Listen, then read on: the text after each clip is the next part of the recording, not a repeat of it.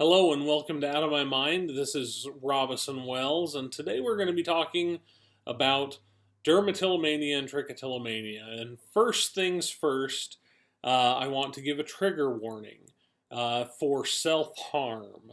That is what we're going to be talking about today. If you have issues with self-harm, you may choose not to watch. It may be beneficial to you to watch and hear about someone else, but totally understand. Trigger warning, you might want to leave. Also, for those who have not already watched my episode on trigger warnings, I suggest that you do so. I think they're very important. I know there are a lot of people who make fun of trigger warnings. Generally, the people who make fun of trigger warnings are the same people who complain about people as being snowflakes, and my opinion to those people is screw you.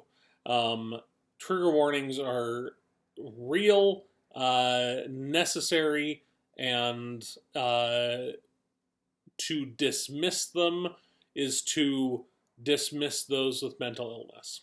Anyway, two things that we want to talk about today: dermatillomania and trichitilomania.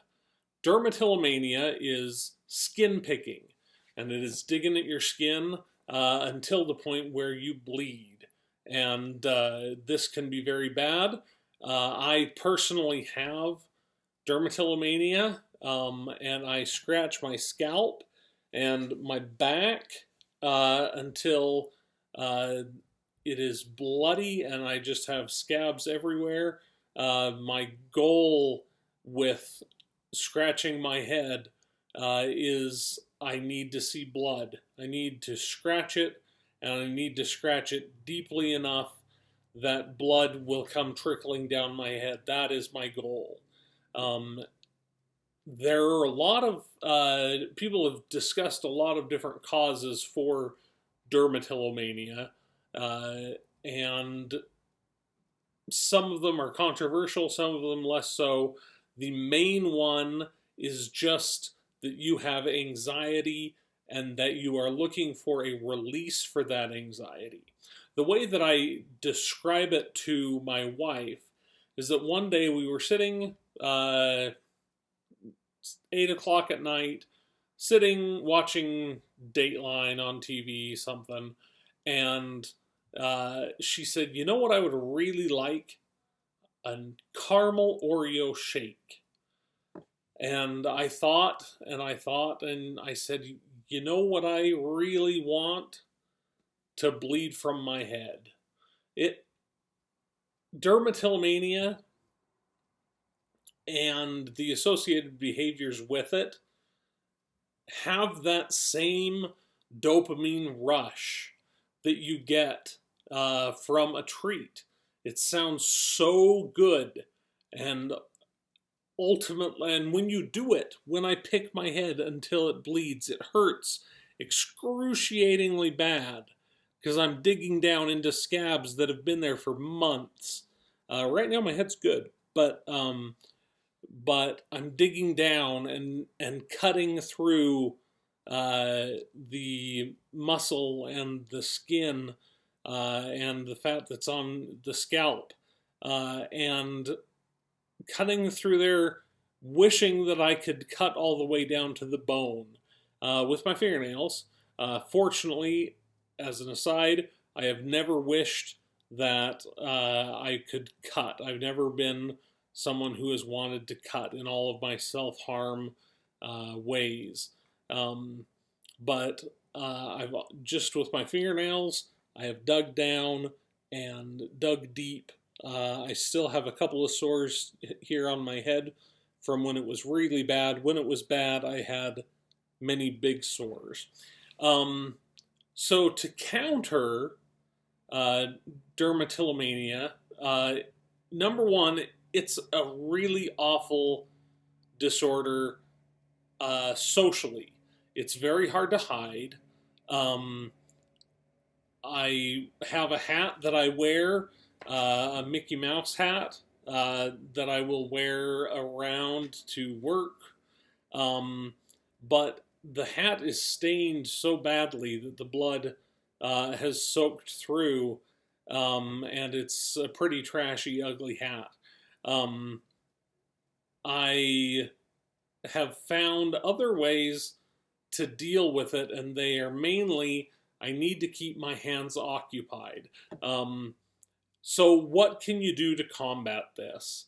What I have found is that I can combat picking my head first if I hold my right hand with my left hand. So I will sit and I will watch TV and I will hold my hand uh, like this and hold it tightly.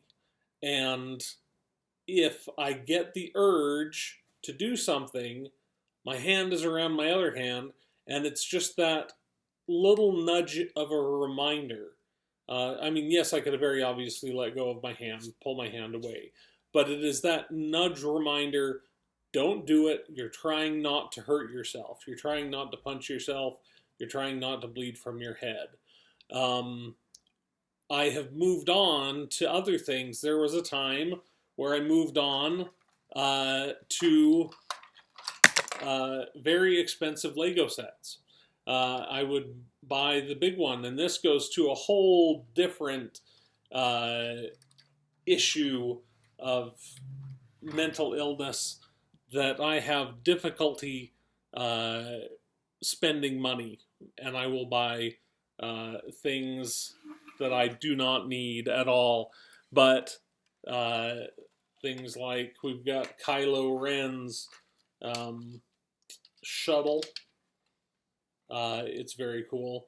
But I moved on to Lego sets so that I would have something to occupy my fingers while I was watching TV, while I was in downtime or something like that. I have also talked about I play the game Warhammer. Warhammer is a game played with little miniature models.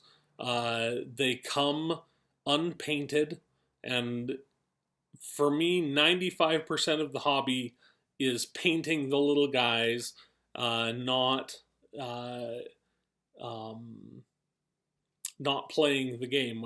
I have played the game once in the last 15 years and hope to play it more soon.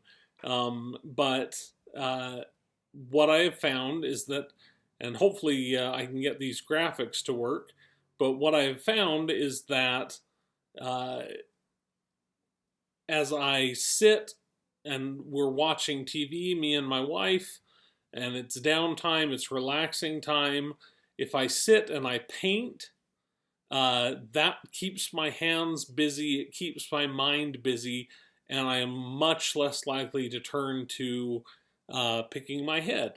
I have also, as a result of that disorder, um, we have right here uh, literally hundreds of individual guys. Imagine each one of these taking approximately an hour, and there are hundreds of them that I have painted, that I have built, and that is what I do to combat my dermatillomania.